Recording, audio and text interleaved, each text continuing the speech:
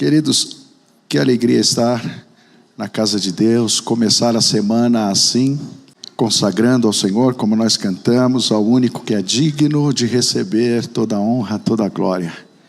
Estar no domingo na igreja é consagrar a semana ao Senhor, é já começar assim, começar a semana bem. E Deus nos deu essa oportunidade, porque se em paz nós deitamos, dormimos, levantamos, foi porque Ele nos sustentou. Hein, Amaury? E aí, Amaury? Glória a Deus, olha quem tem, Amaury. Bênção do céu. Paulo Farias está aí, vai interceder por mim, cadê ele? Esse é o maior intercessor da igreja. Meus amados, hoje eu estou encerrando a série sobre mordomia cristã. É a última mensagem deste tema. A partir da semana que vem, o pastor Rodrigo, por conta do aniversário da igreja, vai começar outra série no mês de maio. E foi-me dado o tema para falar sobre a mordomia do tempo. A mordomia do tempo. Você pode ficar em pé e abrir sua Bíblia em Eclesiastes, capítulo de número 3. O clássico texto sobre o tempo. Eclesiastes, capítulo de número 3. Do versículo de número 1. Nós vamos até o 15, é uma leitura extensa um pouquinho, mas vamos lá. Começando a semana lendo a Bíblia. Eclesiastes capítulo 3, a partir do versículo 1, diz assim: Tudo tem o seu tempo determinado, e há tempo para todo o propósito debaixo do céu.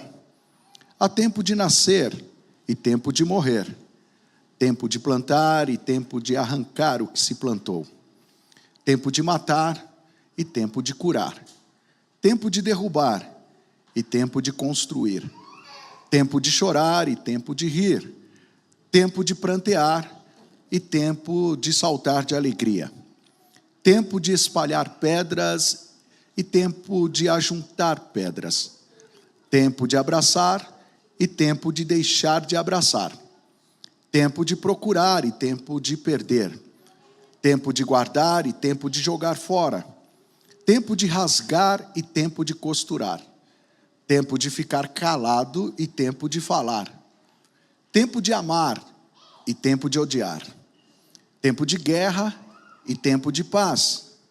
Que proveito tem o trabalhador naquilo que se afadiga? Aqui a versão é outra, afadiga. Vi o trabalho que Deus impôs aos filhos dos homens para com ele os afligir. Deus fez tudo formoso no seu devido tempo. Também pôs a eternidade no coração do ser humano, sem que este possa descobrir as obras que Deus fez desde o princípio até o fim. Sei que não há nada melhor para o ser humano do que alegrar-se e aproveitar a vida ao máximo. Sei também que poder comer, beber e desfrutar o que se conseguiu com todo o trabalho é dom de Deus. Sei que tudo o que Deus faz durará eternamente. Sem que nada possa ser acrescentado e nem tirado. E que Deus faz isto para que as pessoas o temam. O que é, já foi. E o que será, também já foi. Deus fará vir outra vez o que já passou. Pai bendito, te louvamos pela porção da tua palavra. É a tua igreja. Procurei ouvir tua voz, entender a palavra e vou explicá-la, Senhor. Mas que o teu povo não escute só a minha voz, tentando ser fiel àquilo que recebi, mas que escute acima de tudo a tua voz, Senhor. Fala conosco e nos abençoe segundo o teu poder. Que não seja a palavra persuasiva de sabedoria humana, de conhecimento humano, mas em demonstração de poder no Espírito. Esta palavra que penetra a divisão da alma, do Espírito, juntas e medulas, e é apta para discernir a intenção do coração. É esta palavra que queremos, é esta palavra que precisamos. Nos guie pelo Espírito Santo em toda a verdade da palavra, desvendando os nossos olhos, para que possamos enxergar, Senhor, as maravilhas da tua lei. abençoe cada família representada, e que esta palavra seja uma palavra de direção, Senhor, para aquilo que o Senhor está fazendo e ainda vai fazer em nossas vidas, em nome de Jesus, amém e amém. Você pode se assentar. Há 2 cultos atrás, o Aníbal, pregando sobre a mordomia do corpo, ele trouxe uma analogia da vida dele quando estava na Venezuela, definindo o que é a palavra mordomia.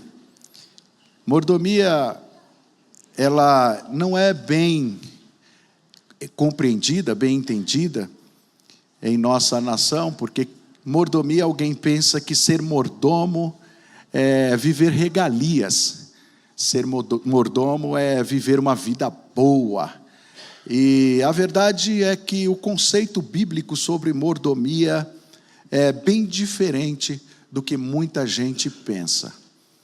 A palavra mordomo, do nosso português, ela vem do latim, que é maiordomos, que tem a mesma acepção da palavra grega oikodomos.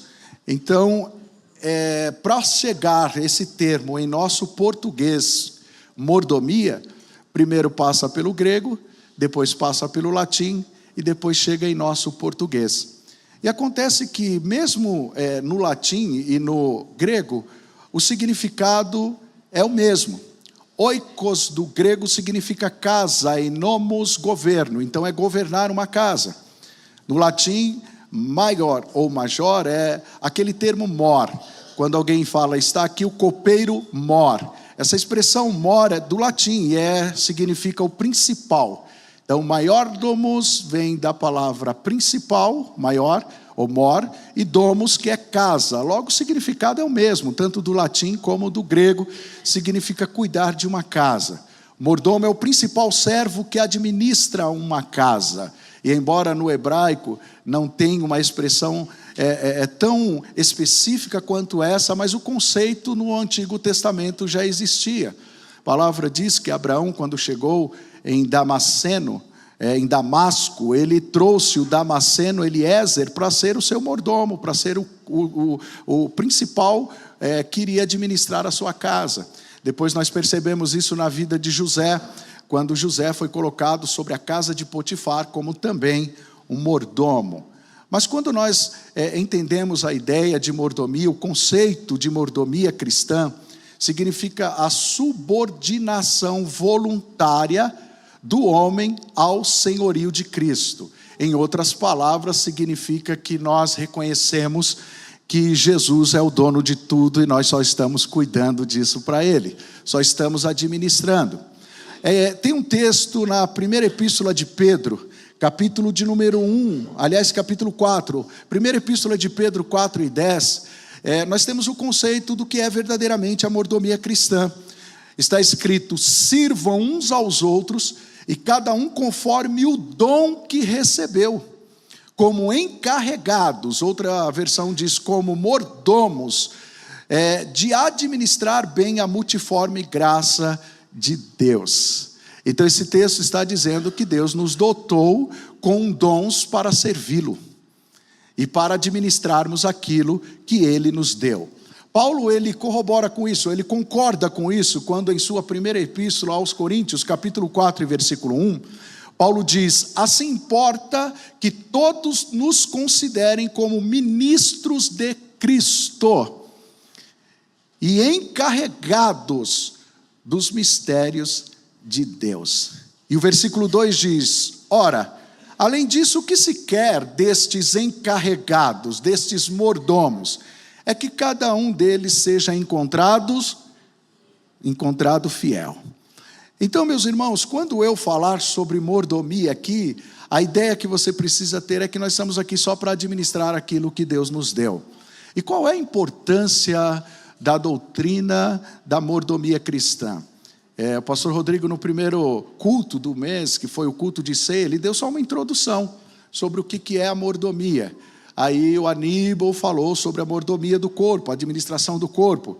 Mas a verdade é que a mordomia cristã, ela está em toda a Bíblia. E tudo aquilo que nós fazemos, nós administramos o corpo, nós administramos dons, nós administramos a fala, nós administramos o tempo, nós administramos a família, nós administramos muitas coisas que Deus nos confiou. E a importância dessa doutrina precisa ser falado na igreja. Por quê? Em primeiro lugar, essa doutrina é importante porque ela reúne o espiritual e o material na experiência cotidiana. Daqui a pouco eu vou falar sobre isso, que o crente ele não tem vida secular. O crente que acha que tem vida secular, ele não entendeu o que é servir a Deus. Nós não temos vida secular. Então essa doutrina nos ensina que nós reunimos o espiritual e o material na experiência do dia a dia. Em segundo lugar, essa doutrina, ela desenvolve o senso de responsabilidade com a vida. Não obstante sabermos que eu não sou obrigado a plantar, mas eu entendo que se eu plantei, serei obrigado a colher. E se eu não estou feliz com aquilo que eu estou colhendo, eu preciso parar e pensar e mudar a semente. Porque a vida cristã, ela traz essa responsabilidade de saber viver.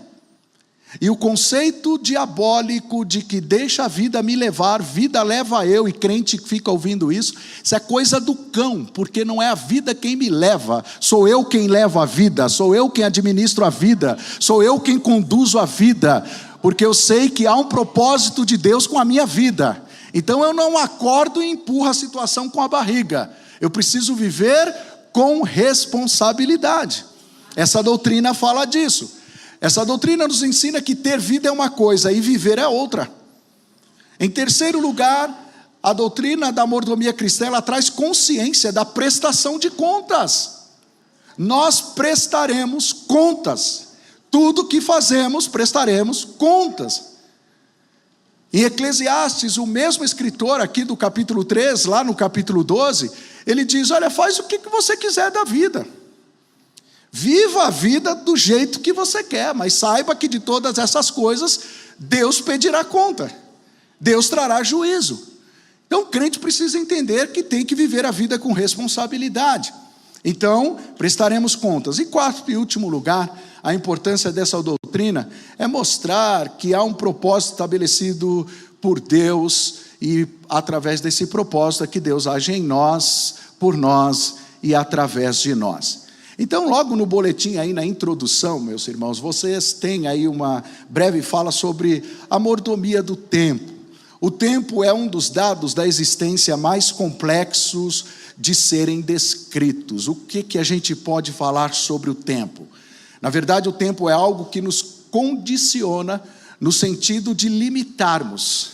O tempo, ele favorece-nos quando somos pacientes em esperar. E o tempo também, ele declara a nossa finitude diante do fato irremediável de que nós somos seres para a morte. Vivemos o tempo de nossas vidas que logo se findará nessa existência. Então, se tem uma coisa que o tempo diz para nós, é que nós temos data de validade. Temos data de validade. Claro que a gente pensa como o apóstolo Paulo. Alguém já falou para mim, pastor, quando o senhor morrer, eu falei, para, eu não vou morrer, cara. Eu não vou morrer. Eu não sei vocês, mas eu não vou morrer. Eu estou esperando Jesus e Ele vai me arrebatar, eu não vou morrer. Amém, irmãos? Amém. E quem espera Jesus vive a vida com responsabilidade. E quem espera Jesus administra o tempo dentro dessa perspectiva. Eu não vou morrer, eu estou igual Paulo. Olha, nós o que ficarmos vivos não morreremos. Mas hoje ele já está do outro lado, enfim, né? A ideia é que o tempo mostra o quanto a gente é finito, o quanto a gente tem data de validade. E falando sobre isso, a Bíblia diz que a nossa vida é como a erva do campo. Está ali, daqui a pouco secou, não está mais. A vida é comparado na Bíblia como uma sombra. Está ali, mas daqui a pouco não está mais, acabou. A Bíblia diz que a nossa vida é como a jornada de um trabalhador. Passou aquela jornada, acabou. Então, meus amados, a mordomia do tempo está atrelada à nossa vida. O tempo nos lembra disso. Apesar da dificuldade de definição, poderíamos dizer que o tempo, à semelhança do espaço, olha o que é o tempo: uma dimensão e não uma força. Vamos entender isso: o tempo é uma dimensão a ser vivida e não uma força. Então o tempo não me influencia, sou eu quem influencia o tempo. O tempo não me usa, sou eu quem usa o tempo. O tempo não é uma força que me conduz, sou eu quem usa o tempo. Ele não nos controla, antes nós o controlamos, nós administramos o tempo. E olha, a verdade é que o tempo é uma das coisas mais preciosas que Deus nos deu. E às vezes, infelizmente, não atentamos para as suas riquezas e deixamos o tempo passar sem desfrutarmos dos benefícios do tempo. A verdade é que cada minuto é uma riqueza que dispomos uma vez apenas. Conta até 5 comigo, pode ser? Vamos fazer esse exercício? Vamos lá. 1, 2, 3, 4, 5. Passou, não volta mais. Não volta mais. Cada minuto é uma riqueza que nós dispomos apenas uma vez. E se o perdermos, jamais conseguiremos recuperá-lo. Cada minuto que passa é um milagre que não se repete. Já parou para pensar? Você deitou, dormiu, levantou e levantou debaixo das misericórdias de Deus. O que você fez para isso acontecer? Nada. Nada. Agora, o que eu vou fazer com essa oportunidade de viver? Cada minuto que passa é um milagre.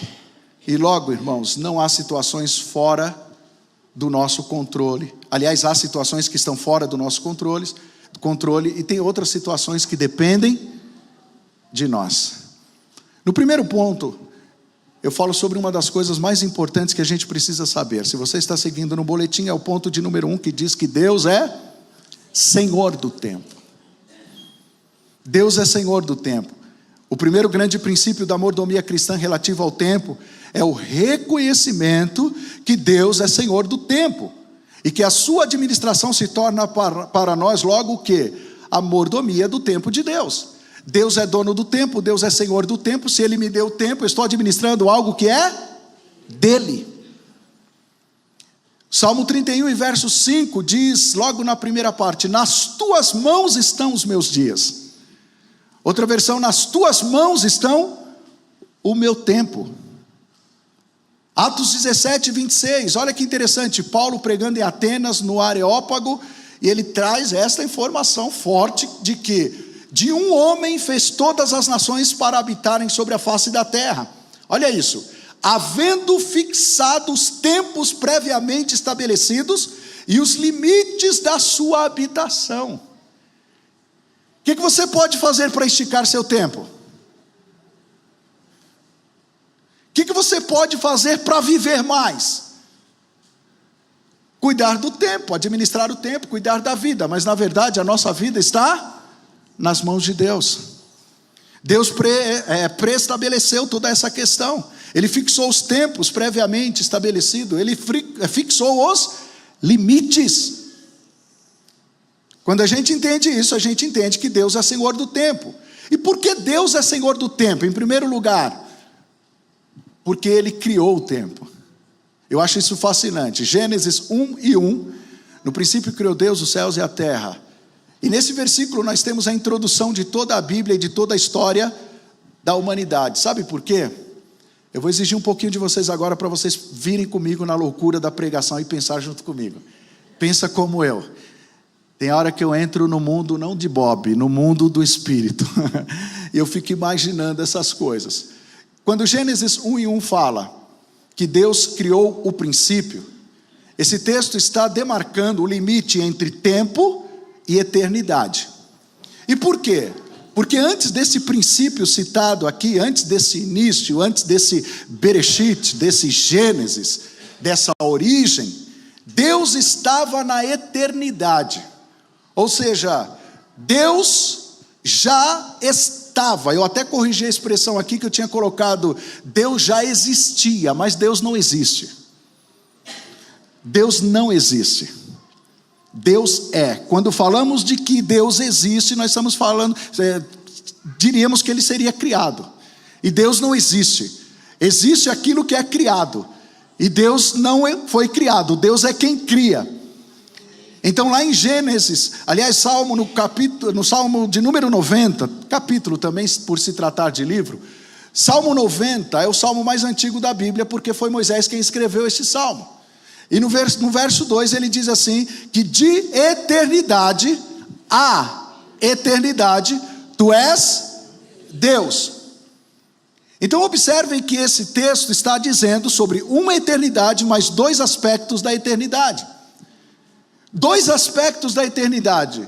Quais são esses aspectos da eternidade? A eternidade no aspecto passado e a eternidade no aspecto futuro. De eternidade é o aspecto passado, onde começou, onde estava lá. A eternidade é o aspecto futuro. Para exemplificar e você entender, lá na eternidade, no aspecto passado, só estava o Pai, o Filho e o Espírito Santo. Só existia Deus, só estava Deus. É difícil fugir da palavra existir. Só estava Deus lá. Mas lá na eternidade, no aspecto futuro, estará Deus, os anjos, a primeira criação de Deus. Depois o pastor Williams estará lá. Depois o pastor Fabiano estará lá. Depois o Marlon, o Adriano. Depois estará lá o Rodrigo. Estará lá a minha família, claro. E quem mais? Quem mais? No aspecto futuro. Agora pensem, no aspecto passado, quando não existia nada, essa eternidade é um tempo que não pode ser contado, não pode ser cronometrado. E foi lá que Deus, depois de planejar todas as coisas e estabelecer um propósito para todas as coisas que Ele criou, conforme nós lemos, então Deus decidiu começar a criação. Então pensem comigo, a eternidade é um tempo que não pode ser cronometrado, não pode ser contado. Mas para Deus começar a criação, Ele teve que criar o início, o princípio. Deus, no princípio, que princípio é esse? Não no princípio de Deus, porque Deus não tem princípio, Ele é o princípio, Ele é o fim. Mas Deus cria um princípio, o que significa que começou ali a ser contado. Começou ali o tempo. Logo, a primeira coisa que Deus criou foi o tempo. Ele não é só criador do tempo, Ele é também o Senhor do tempo. Em Atos capítulo 1, e versículo de número 7, Jesus respondeu: não cabe a vocês conhecerem os tempos ou as épocas, ou tempos e estações, que o Pai fez o que, irmãos? Fixou, estabeleceu, planejou por sua própria autoridade. O que isso significa? Ele é Senhor do tempo, porque Ele criou o tempo, Ele estabeleceu o tempo. E a palavra aqui nesse texto, tempo e estações, são distintos, porque tempo é o chamado cronos, que significa o tempo que pode ser contado, contabilizado. Épocas, aqui é kairos, e a ideia é a passagem do tempo, em que se pode contar estações, épocas, ou seja, a kairos é aquilo que Deus estabelece, é aquilo que Deus planeja, é o que está escrito aqui, que Deus, Ele estabeleceu. Em segundo lugar, por que Deus é Senhor do tempo? Porque Ele é o doador do tempo. Ele não só cria, como Ele também dá de presente. O tempo é dádiva que ninguém pode se gloriar. Nesta dádiva, ninguém pode produzir. Ninguém pode produzir o tempo. Portanto, nós devemos fazer o que com o tempo? Administrá-lo sabiamente. Ainda o Salmo 90, o Salmo de Moisés, no verso 2, olha o que Moisés diz aqui: ensina-nos a contar os nossos dias, para que alcancemos um coração sábio. Qual que é a ideia? Contar o tempo aqui implica em ensina-me em saber viver os meus dias. Ensina-me. Daí entender que a vida ela está atrelada ao tempo. Por quê, irmãos? Pensa nessa frase aqui, ó, você que gosta de frase. Ter vida é uma coisa, viver a vida é outra. Tem gente que está aí e só existe. Só existe. Para ele sim, aquela filosofia faz sentido, porque é a vida que está levando ele. Ele só existe. Outro entende que ter vida é uma coisa, mas viver é outra. Então eu vou viver. Ensina-me, Senhor, a contar os meus dias para que eu possa saber viver com sabedoria. Saber viver com sabedoria. Cada minuto é precioso, indispensável, e o seu aproveitamento é o que nos torna sábios. Então, como diz o louvor, é preciso saber viver. Da banda Gospel Titãs. Terceiro lugar, Deus é Senhor de todos os eventos debaixo do céu. Por que Deus é Senhor do tempo? Porque Ele é Senhor de todos os eventos debaixo do céu. Tudo tem o seu tempo determinado, nós lemos aqui, Eclesiastes 3:1, e há tempo para todo propósito debaixo do céu. No sentido literal aqui, irmãos, quando está escrito que tudo tem o seu tempo determinado, isso aqui não está falando de tudo tem oportunidade. Esse tempo aqui não é o tempo oportuno, não é o tempo de oportunidade. Esse tempo, está dizendo aqui nesse texto, é que Deus estabeleceu, pré-estabeleceu coisas para acontecerem. Deus pré-estabeleceu. Imagina que ser seria este irresponsável de simplesmente dar a vida e deixar que a gente cuida dela do jeito que a gente quiser.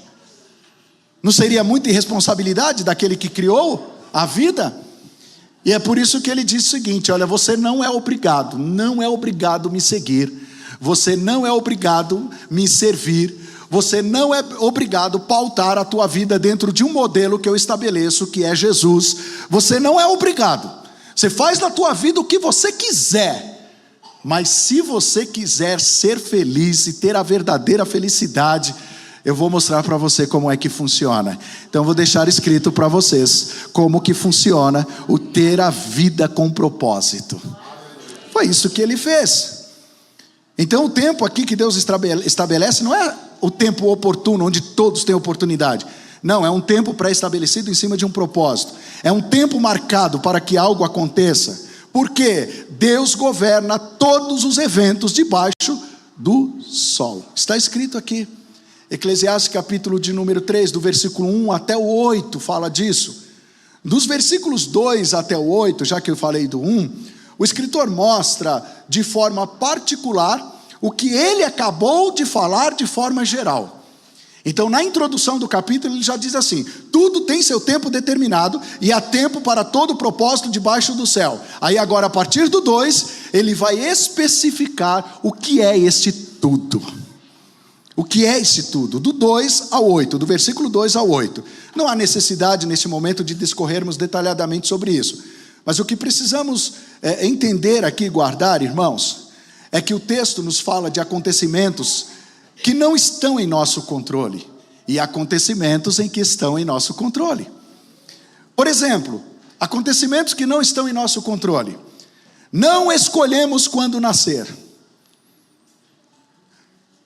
Não escolhemos quando nascer, embora eu tenha uma defesa para isso. Outro dia, não lembro qual dos meus filhos veio dizer isso para mim. Eu não pedi para nascer. Isso é clássico, né? Mas Deus me deu sabedoria. Desculpa, foi o lado pentecostal, deixa eu voltar aqui. Aí Deus me deu sabedoria, e o que eu falei para ele? Eu falei, cara, mais de 32 milhões de espermatozoides. Você entrou na frente, chegou na frente, lutou e veio me dizer que não pediu. Aprenda essa, mãe, anota aí, para você responder lá em casa. Você não só quis, como você venceu para isso. Então administre tua vida. Mas vamos entrar para a Bíblia, que é a verdade. Nós não escolhemos quando nascer e não escolhemos quando iremos morrer. Bom, já que estamos aqui, quem quer morrer? Olha que paradoxo. Quem quer o céu? Não, levante a mão quem quer o céu. Quem quer morrer? Não, abaixa a mão, o pastor vai suar aqui se ele ver que você quer. Não, você quer? Vixe, estendam as mãos para cá, igreja. Não? Agora não? Tá bom.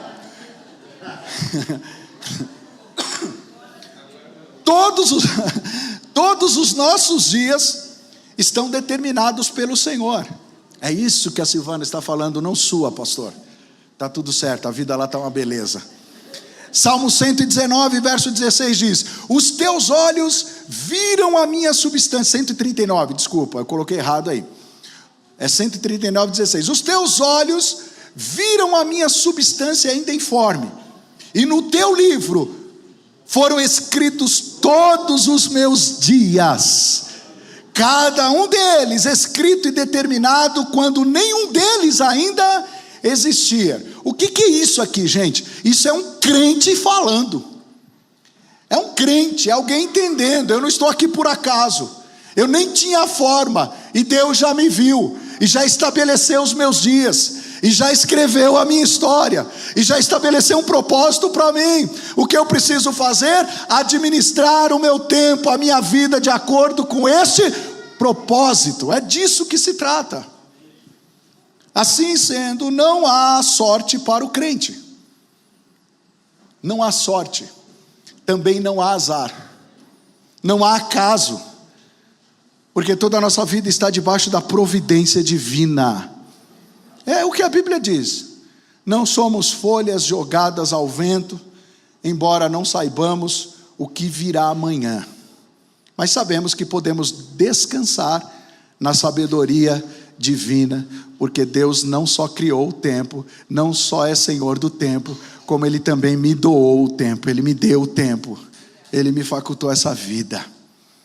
E aí, irmãos, ao refletirmos sobre a providência de Deus dentro do tempo, dentro da vida, de que tudo é por Deus e tudo é para Deus, então nós damos a glória a Deus por existir. Já deu glória a Deus pela tua vida? A gente precisa ser grato.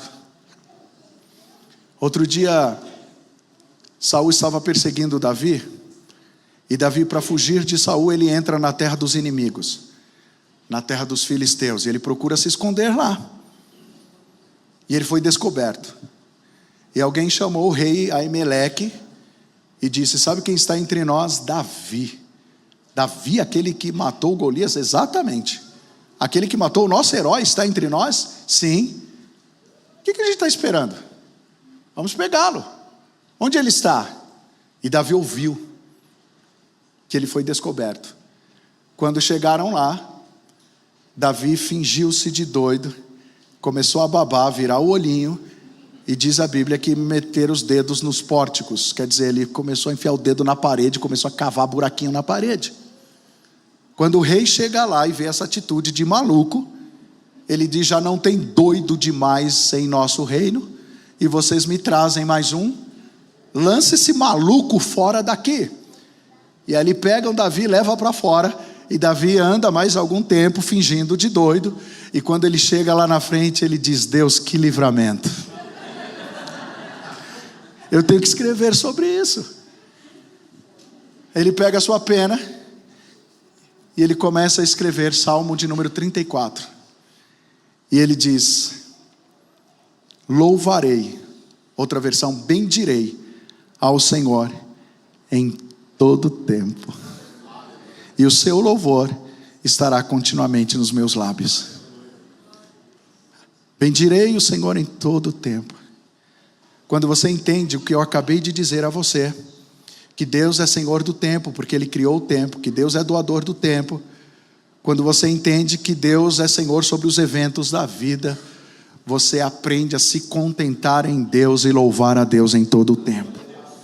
E esse cara aqui, como adorador, eu não quero entrar, porque eu vou desviar se eu entrar nesse assunto, mas Davi, ele estabelece o padrão de adoração a Deus. A adoração em Israel passa a ser antes e depois de Davi. Antes e depois de Davi. Bom, desafio para você, procura na sua Bíblia em casa. Davi criou mais de 4.000 instrumentos musicais, e não só criou, ele ensinou como tocá-los. Procura na sua Bíblia. Davi entende que a adoração a Deus tem que ser 24 horas. Então o que ele faz? Ele tinha lá uma tenda, um chamado tabernáculo de Davi, porque era uma tenda onde ele colocou a arca. E sabe o que ele estabelece? Ele diz assim: Deus precisa ser adorado em todo tempo. Deus precisa ser adorado 24 horas por dia. Então é ele quem pega os levitas e coloca em turnos ou em turmas para adorar a Deus 24 horas. E sabe onde esses caras moravam? Davi determinou: eles têm que morar perto do templo para não se atrasar na adoração. Não se atrasa no ensaio, não falta no ensaio, não leva de qualquer jeito. Sai uma turma, entra outra, sai uma turma, entra outra, porque o Senhor deve ser adorado em todo tempo, em todo tempo, em todo tempo. E aí Davi estabelece isso como padrão. Aí vem o filho dele falando sobre tempo. Há tempo para isso, tempo para aquilo, tempo para isso, tempo para aquilo. E eu vou conjecturar aqui porque o texto não fala disso, mas parece que eu vejo alguém dizendo assim: Salomão, e quando é o tempo da adoração? A gente vai só viver? Ele disse: calma, para adorar não tem tempo, é em todo tempo, é em todo tempo. Enquanto você vive, você adora. Enquanto você trabalha, você adora. Enquanto está na rua, você adora. Então viva uma vida de adoração, porque Deus, Ele é o Senhor do tempo. Segunda coisa, conceitos errados sobre o tempo. Você vai se identificar com isso, eu sei, porque eu vou começar a revelar crentes aqui agora. Conceitos errados sobre o tempo. Lamentavelmente, esses falsos conceitos acerca do tempo provocam distorções em relação ao tempo e aos homens e até mesmo a nós mesmos. Alguns desses conceitos tornaram-se populares, ditos populares, e olha, está na boca de muita gente, inclusive do crente. Primeiro conceito errado sobre o tempo: para onde foi o tempo? Meu Deus, passou. Para onde foi o tempo? Ora, como nós dissemos aqui na introdução dessa mensagem, se o tempo é uma dimensão e não uma força, quando não conseguimos fazer todas as coisas desejadas no tempo disponível, o problema não está no tempo, mas sim no uso do tempo. Para onde foi o tempo? Não, essa não é a pergunta. A pergunta é: o que eu fiz dentro do meu tempo? O tempo não pode fugir de nós. Na verdade, nós é que sufocamos o tempo com tantas atividades, as quais não deixam alternativas. Quando Moisés diz: ensina-nos a contar os nossos dias, ensina-me a viver dentro do tempo, ensina-me a administrar o tempo, equivale a contar o nosso tempo, planejar o nosso tempo. Logo, para onde foi o tempo? Não sei o que você fez, mas o tempo tem que ser planejado, as coisas devem ser planejadas dentro do tempo. Segundo, essa aqui a Mauri vai gostar: tempo é dinheiro. Essa é uma expressão muito utilizada, não é não? Tempo é dinheiro. A ideia é que devemos usar o tempo para ganhar dinheiro. E por que isso, Amaury, é perigoso? Hoje Deus vai falar com você. Porque dinheiro não é tudo dentro do tempo que Deus nos dá. Eu não sei se vocês sabem, mas creiam no que eu estou falando, creia em mim. Tem muita gente que tem dinheiro, muito dinheiro, e não vive. Nesse exato momento tem gente no leito de morte, cheio da grana, mas que não pode fazer nada.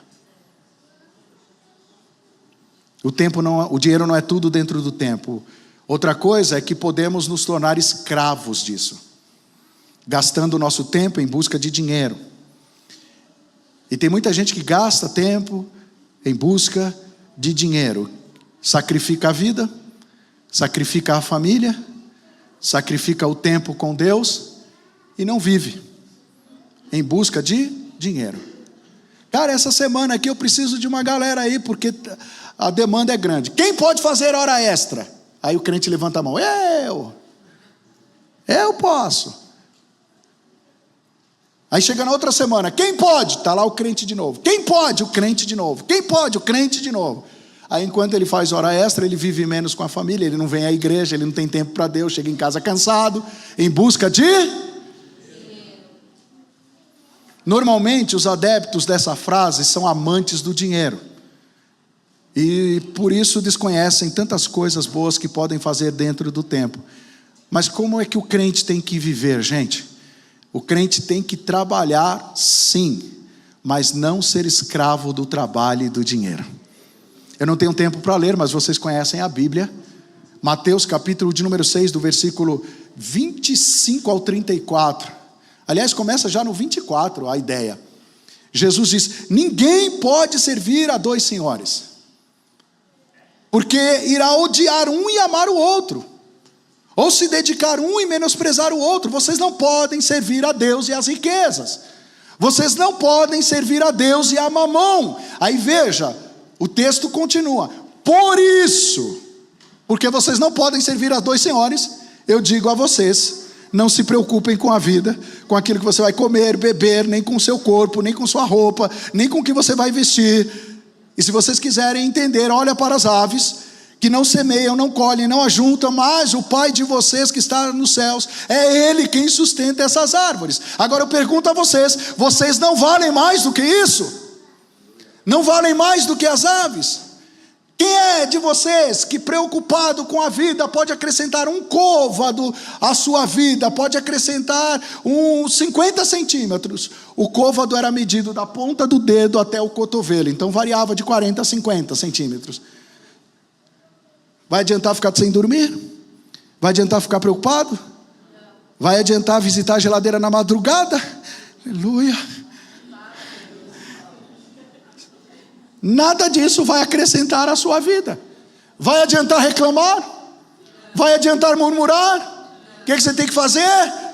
Você creia em Deus que tem o controle do tempo, confia em Deus e viva para Deus. É isso. Bom, outra frase: o tempo voa. Falar em tempo voar, deixa eu administrar o meu tempo. O tempo voa. É outra expressão comum aos que realizam alguma atividade e não conseguem executá-la completamente dentro do tempo disponível. Na verdade, nós administramos o tempo e não o tempo nos administra. Então, se o tempo voou, é porque eu não me planejei e ele foi embora.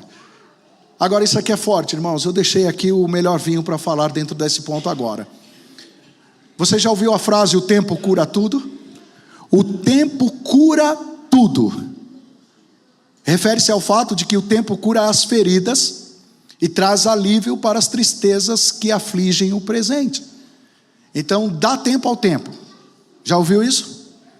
Isso pode ser muito perigoso, porque, pensando assim, eu posso protelar, prorrogar a resolução de uma crise que pode ser relacional.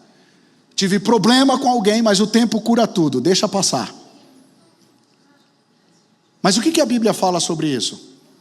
Paulo, falando sobre isso, ele disse assim: não deixa essa história não passar batido.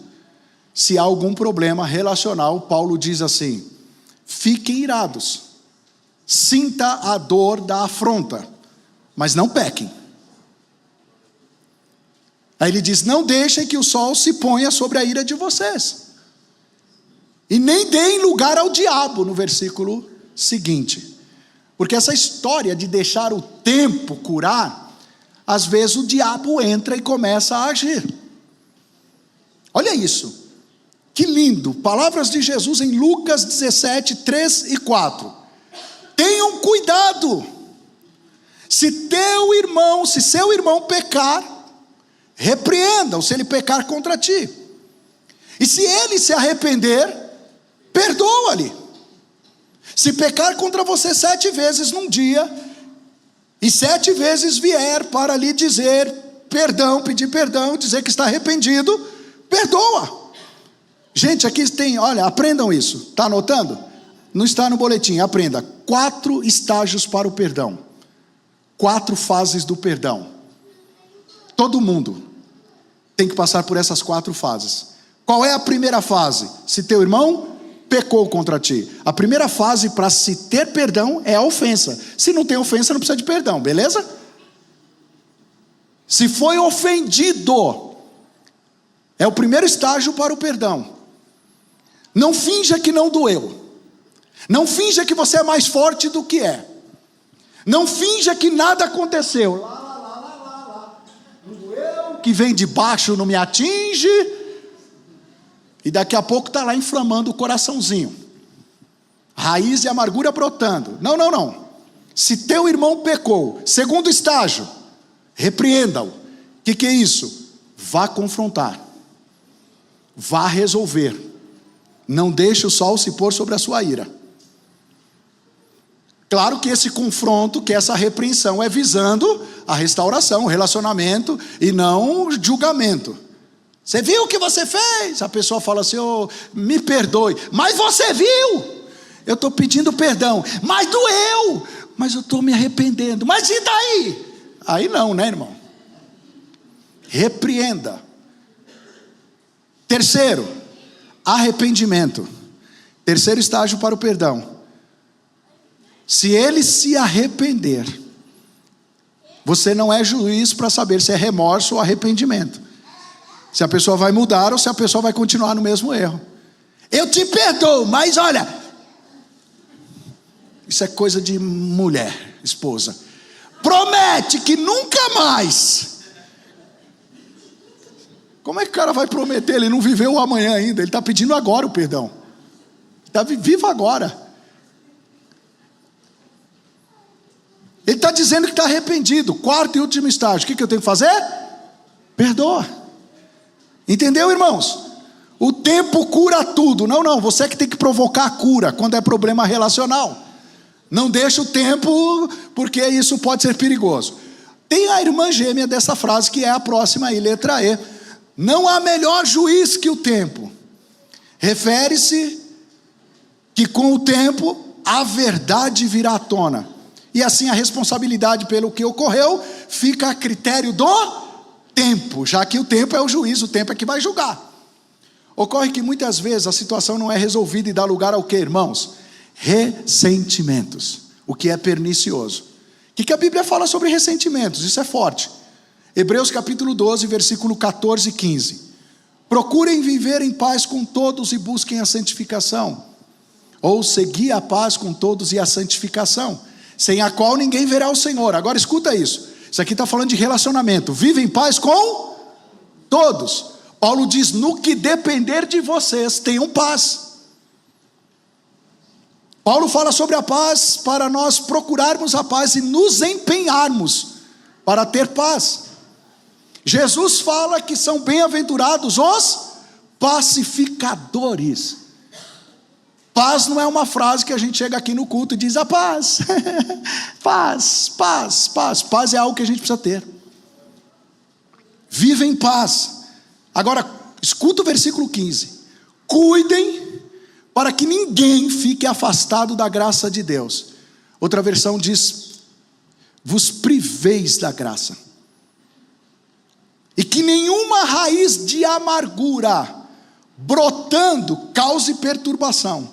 E por meio dela, muitos sejam contaminados. O que é raiz de amargura? Pensa na árvore. O que a raiz faz com uma árvore? Sustenta, alimenta. Certo, irmãos? Ela vai sustentar a árvore. Uma pessoa com raiz de amargura, ressentida, fica firme naquele posicionamento de que ela está certa.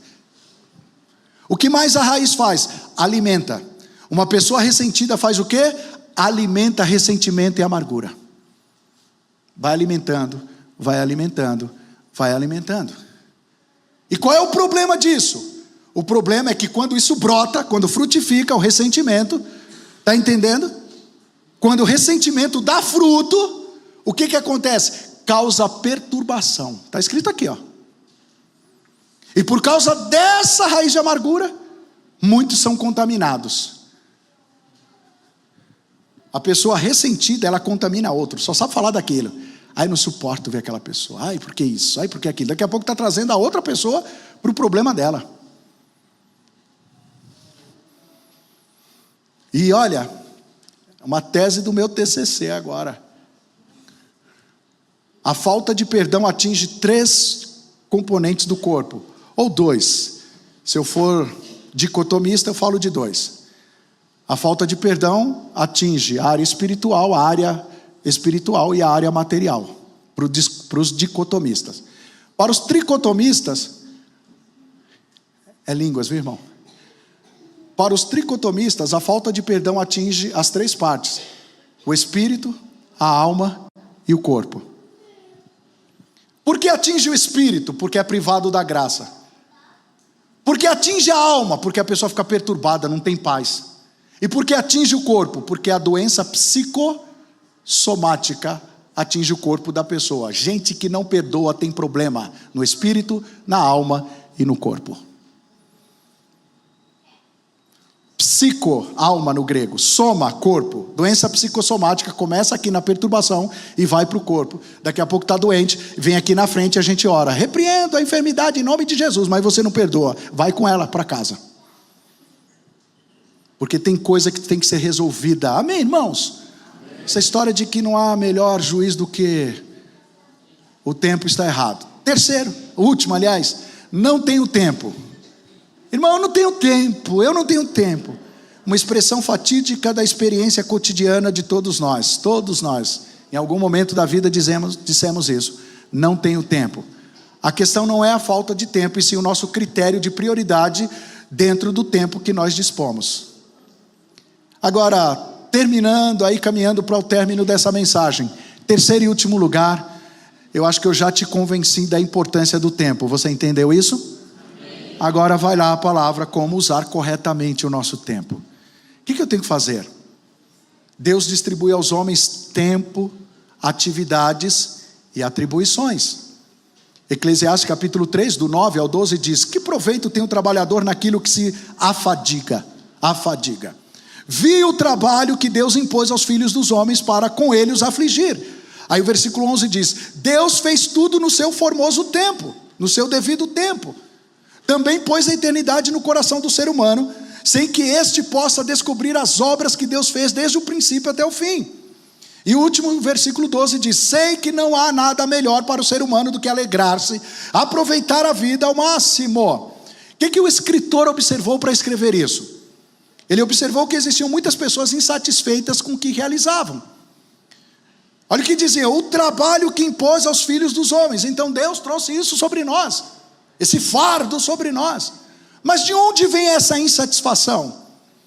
O ser humano é um ser de desejo, de sonhos, de ambições, de planos, de projetos.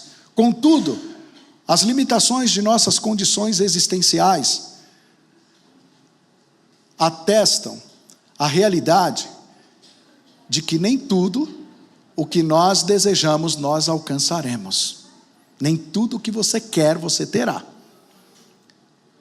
Nem tudo que nós sonhamos nós concretizamos. Essa história de que tudo que você sonhou, tudo que você desejou, tudo que você tocou, tudo que você é o que Deus tem para você, isso é frase do diabo. Viu, irmão?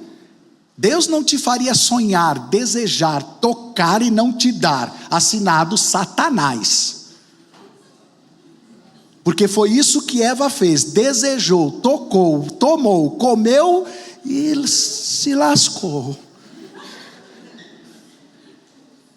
Então, nem tudo aquilo que você quer significa que é aquilo que Deus quer também.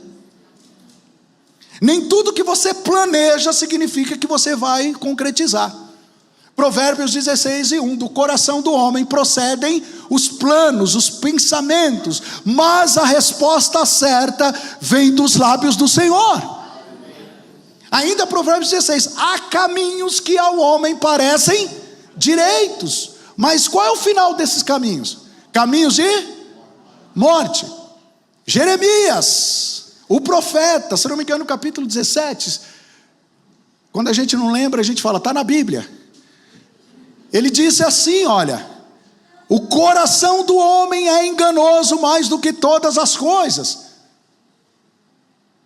Então, quem é você para entender o que é melhor para você? Entenda que há coisas que a gente planeja, mas não serão concretizadas. Por quê? Por vários fatores. Um deles, temos nossas limitações intelectuais, físicas, materiais e espirituais. Daí vem a aflição da constatação de que não somos o que gostaríamos de ser e que talvez não tenhamos o que gostaríamos de ter. O que isso gera em nós? Olhamos para o passado e sentimos-nos tristes, depressão. Olhamos para o presente e ficamos decepcionados conosco mesmo, frustração. Olhamos para o futuro e sentimos sem expectativa. Que é isso? Ansiedade. É quando nós não confiamos em Deus. Diante disso, como ser bons mordomos e administrarmos corretamente o tempo que Deus nos deu? Aí está digitado errado, Deus nos deu. Mas corrija aí. Foi a correria de entregar a mensagem a tempo. Primeiro conselho, irmãos. Primeiro conselho para quem quer usar corretamente o tempo: confia no Senhor. Podemos aceitar o que é dito em Eclesiastes 3:11. Tudo fez Deus formoso. E esse formoso não é o sentido estético, porque em Gênesis diz que quando Deus concluiu a criação, Ele disse que tudo era muito bom. Tudo Deus fez e faz de modo belo, perfeito, no devido tempo. Então, quando aceitamos isso, nós nos submetemos à soberania de Deus. Eu confio, Senhor, que a Tua vontade é boa, perfeita e agradável. O que eu tenho que fazer? Deleitar-me no Senhor, e Ele vai satisfazer o desejo do meu coração. O que eu tenho que fazer? Entregar o meu caminho ao Senhor, confiar nele, porque Ele tudo significa que só seremos nessa vida o que Deus determinou para sermos. Letra B, como viver corretamente o tempo? Viva para Deus e para a eternidade. O crente em Cristo precisa compreender que para ele não existe uma vida dupla. Lembra que eu disse anteriormente? O crente não tem vida dupla. Eu tenho uma vida com Deus e eu tenho outra secular. Não existe isso para o crente. Aqui Deus quer trabalhar, aqui sou eu quem decido. Não existe isso para o crente. Não existe isso para o crente. Tudo que somos, tudo que fazemos, está intrinsecamente ligado. Não temos uma vida aqui na terra e não estamos vivendo a vida terrena, e aqui só quando eu for arrebatada que eu viverei a vida espiritual. Não existe isso. Você é crente no trabalho. Você é crente, não esqueça disso, na faculdade. E quando eu me reúno para comer com os amigos, é crente também. Quer comais, quer bebais ou façais qualquer outra coisa, faça tudo para quê? Então até no churrasco do crente, eu sou crente. É ou não é? Crente não tem vida secular, irmãos. Aqui na igreja eu sou uma coisa, quando se trata de obra de Deus, eu estou totalmente consagrado a Deus. Mas quando se trata da minha vida, sou eu quem decido. Isso não pode acontecer. Viva para Deus. E por quê? Porque Deus colocou a eternidade em nosso coração, está escrito aqui. E em último lugar, como viver corretamente o meu tempo? Busque a Deus. O plano eterno de Deus dá a resposta da incapacidade humana sobre o futuro. No versículo 14 do texto em que lemos, está escrito que tudo quanto Deus fez durará eternamente. Ainda no versículo 14 diz que nada se lhe pode acrescentar e nada se lhe pode tirar. Somos incapazes de administrar a nossa própria vida. Fiquem em pé, por favor.